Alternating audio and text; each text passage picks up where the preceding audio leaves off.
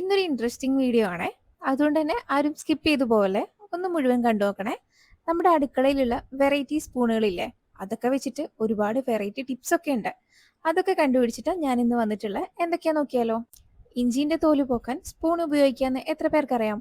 അറിയുന്നവരും ഉണ്ടാവും, അറിയാത്തവരും ഉണ്ടാവും. അപ്പൊ അറിയാത്തവര് ഇതുപോലെ ഒന്ന് ചെയ്തു നോക്കണേ. നമ്മൾ കത്തി ഉപയോഗിച്ചിട്ട് തോല് പോക്കുമ്പോൾ ഒരുപാട് കഷ്ടപ്പാടാ.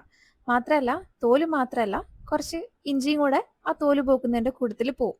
നമ്മളിങ്ങനെ സ്പൂൺ വെച്ച് പോക്കുമ്പോൾ നിങ്ങൾക്ക് കാണുമ്പോൾ തന്നെ മനസ്സിലാവും തോല് മാത്രമേ പോകുന്നുള്ളൂ, ഇഞ്ചി ഒരൊട്ടും തന്നെ പോകുന്നില്ല. എത്ര പെട്ടെന്നാ ചെയ്യുന്നതെന്ന് അറിയോ? ഇത് ഭയങ്കര ഈസി മെത്തേഡാണ്. അപ്പോൾ ഇതുവരെ ഇങ്ങനെ ചെയ്യാത്തവരുണ്ടെങ്കിൽ ഇങ്ങനെ ഒന്ന് ചെയ്തു നോക്കണേ. ഒരിക്കലും ഇങ്ങനെ ചെയ്താൽ എത്ര ഇഞ്ചി ഉണ്ടെങ്കിലും നമ്മൾ ഇതുപോലെ ചെയ്യൂ. കാരണം അത്രയ്ക്ക് ഈസിയാണ്.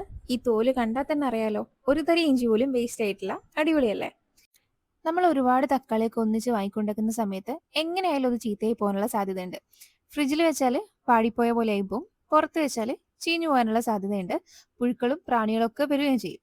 അപ്പോൾ പാടിപ്പോകാണ്ടിരിക്കാനും ചീത്തയാകാണ്ടിരിക്കാനും ഒക്കെ ഒരു ടിപ്പ് പറഞ്ഞു തരട്ടെ.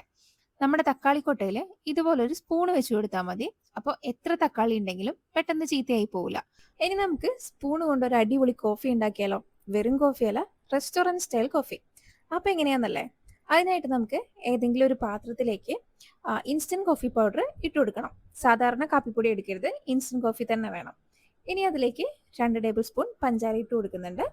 2 ടേബിൾ സ്പൂൺ വെള്ളം ഒഴിച്ചു കൊടുക്കുന്നുണ്ട്. ഏറ്റവും ഇൻട്രസ്റ്റിംഗ് ആയിട്ടുള്ള കാര്യം എന്താണെന്നറിയോ? നമ്മൾ ഇതൊക്കെ എടുക്കുന്നത് സ്പൂൺ കൊണ്ട് തന്നെയാണ്. ഇനിയാണ് സ്പൂണിന്റെ ഏറ്റവും വലിയ ഉപയോഗം. ഇനി നമ്മൾ ഈ ഒരു മിക്സ് ഇല്ലേ, ഇത് സ്പൂൺ വെച്ചിട്ട് നല്ലപോലെ ഇളക്കി കൊടുക്കണം. കുറച്ച് നേരം ഇളക്കുമ്പോഴത്തേക്കും നമുക്കിതാ ഇതുപോലെ കിട്ടും. ഇത്രേ പണിയുള്ളൂ. ഇനി പാല് നല്ലപോലെ ചൂടാക്കിയിട്ട് അതിലേക്ക് ഈ മിക്സ് ഇട്ടിട്ട് നല്ലപോലെ ഒന്ന് മിക്സ് ചെയ്ത് കൊടുത്താൽ മതിയാവും. നമ്മൾ സാധാരണ പാലിലേക്ക് കാപ്പിപ്പൊടി ഇട്ടിട്ട് ഉണ്ടാക്കുന്ന കാപ്പിയില്ലേ, ഇത് അതിനേക്കാളും ടേസ്റ്റിയാണ്. എന്തായാലും ഒന്ന് ട്രൈ ചെയ്ത് നോക്കണേ. മുട്ട പുഴുങ്ങി കഴിഞ്ഞാൽ ചൂടുവെള്ളത്തിൽ നിന്ന് എടുക്കൽ കുറച്ച് ടാസ്കുള്ള പരിപാടിയാണല്ലേ. അപ്പോൾ അതിനൊരു സൊല്യൂഷൻ ഉണ്ട്. മുട്ട മാത്രമല്ല, ഉരുളക്കിഴങ്ങായാലും അങ്ങനെയുള്ള എന്ത് സാധനങ്ങളായാലും നമുക്ക് എടുക്കാൻ പറ്റും.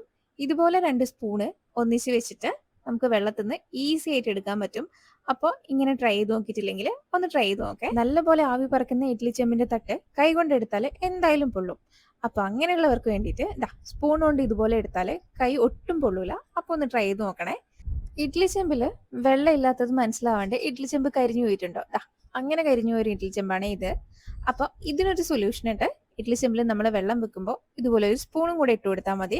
അപ്പൊ വെള്ളം കുറയുമ്പോൾ ആ സ്പൂണിന്റെ സൗണ്ട് കേട്ടിട്ട് നമുക്ക് വെള്ളം ഇല്ലാന്ന് മനസ്സിലാക്കാൻ പറ്റും.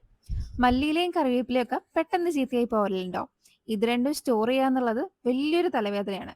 അപ്പൊ അതിനൊരു സൊല്യൂഷൻ പറഞ്ഞു തന്നാലോ? ഒരുപാട് കാലം മല്ലിയില ആയിക്കോട്ടെ കറിവേപ്പില ആയിക്കോട്ടെ ചീഞ്ഞു പോവാതെയും കേടായി പോവാതെ ഇരിക്കണമെങ്കിൽ അത് ഇട്ട് വെക്കുന്ന പാത്രത്തിൽ ഇതുപോലെ ഒരു സ്പൂൺ ഇട്ടിട്ട് നല്ലപോലെ ഒന്ന് അടച്ചു വെച്ചാൽ മതി. ഒരുപാട് കാലം മല്ലിയില ഇതുപോലെ ഫ്രഷ് ആയിട്ടിരിക്കും. അപ്പോൾ ഇത് കുറേ ദിവസം മുന്നേ ഉള്ള മല്ലിയിലയാണേ. ഇപ്പം മഴക്കാലമൊക്കെ അല്ലേ, അതുകൊണ്ട് തന്നെ പച്ചവെള്ളം കുടിക്കുക എന്നുള്ളത് കുറച്ച് ബുദ്ധിമുട്ടുള്ള കാര്യമാണ്. അപ്പം നമ്മൾ എന്തായാലും വെള്ളം തിളപ്പിച്ചിട്ടാ കുടിക്കുക. അപ്പം നമ്മൾ വെള്ളം ഒന്നിച്ച് തിളപ്പിച്ച് വെക്കുന്നതായിരിക്കും ഏറ്റവും നല്ലത്. അപ്പം ഇതുപോലെ വെള്ളം തിളപ്പിക്കുന്ന സമയത്ത് നമ്മൾ ആ തിളപ്പിക്കാൻ വെച്ച വെള്ളത്തിൽ ഇതുപോലെ ഒരു സ്പൂൺ ഇട്ട് നമ്മൾ അടച്ചു വെച്ച് കൊടുത്താൽ വെള്ളം പെട്ടെന്ന് തിളച്ച് കിട്ടും. ഇപ്പോൾ ഒരു 10 മിനിറ്റ് കൊണ്ട് തിളയ്ക്കുന്ന വെള്ളമാണെങ്കിൽ ഒരു 5 മിനിറ്റ് കൊണ്ടൊക്കെ വെള്ളം തിളച്ച് കിട്ടും. അപ്പം എങ്ങനെയാ ഗ്യാസ് ലാഭിക്കാൻ ഇത് അടിപൊളി വിദ്യയല്ലേ? ഈ ചൂടുവെള്ളത്തിൽ സ്പൂണില്ലേ ഫോർക്ക് വെച്ചിട്ട് ഈസി ആയിട്ട് എടുക്കാൻ പറ്റുമേ. പിന്നെ നമ്മൾ കറിയൊക്കെ ഉണ്ടാക്കുന്ന സമയത്ത് പച്ചവെള്ളത്തിന് പകരം ചൂടുവെള്ളം ഒഴിക്കുകയാണെങ്കിൽ പെട്ടെന്ന് വിസിലൊക്കെ വരും, പെട്ടെന്ന് തിളച്ചും കിട്ടും. അപ്പൊ ആ വഴിയും നമുക്ക് ഗ്യാസ് ലാഭിക്കാൻ പറ്റും. വിസിൽ വരുമ്പോൾ പുറത്തേക്ക് തെറിക്കാണ്ടിരിക്കാൻ വേണ്ടിയിട്ട് ഇതുപോലെ ഒരു സ്പൂൺ ഇട്ട് കൊടുത്താൽ മതിയാവും. സാലഡിനൊക്കെ ഏറ്റവും കൂടുതൽ ഉപയോഗിക്കുന്നതാണ് കക്കിരിയും ക്യാരറ്റും. ഇത് ഫ്രിഡ്ജിലാണെങ്കിലും കുറച്ച് ദിവസം വെച്ചാൽ തന്നെ വാടിപ്പോകാനുള്ള സാധ്യതയുണ്ട്. അപ്പൊ അങ്ങനെ വരാണ്ടിരിക്കാൻ വേണ്ടിയിട്ട് നമ്മൾ ഇത് സൂക്ഷിച്ചിരിക്കുന്ന കണ്ടെയ്നറിൽ ഇതുപോലെ ഒരു സ്പൂൺ വെച്ചിട്ട് നല്ലപോലെ ഒന്ന് അടച്ചു വെച്ചാൽ മതി. അപ്പൊ ഈ ടിപ്സ് ഒക്കെ ഇഷ്ടപ്പെട്ടിട്ടുണ്ടെന്ന് വിചാരിക്കുന്നു. ഇഷ്ടപ്പെട്ടിട്ടുണ്ടെങ്കിൽ ഒന്ന് സബ്സ്ക്രൈബ് ചെയ്യണേ.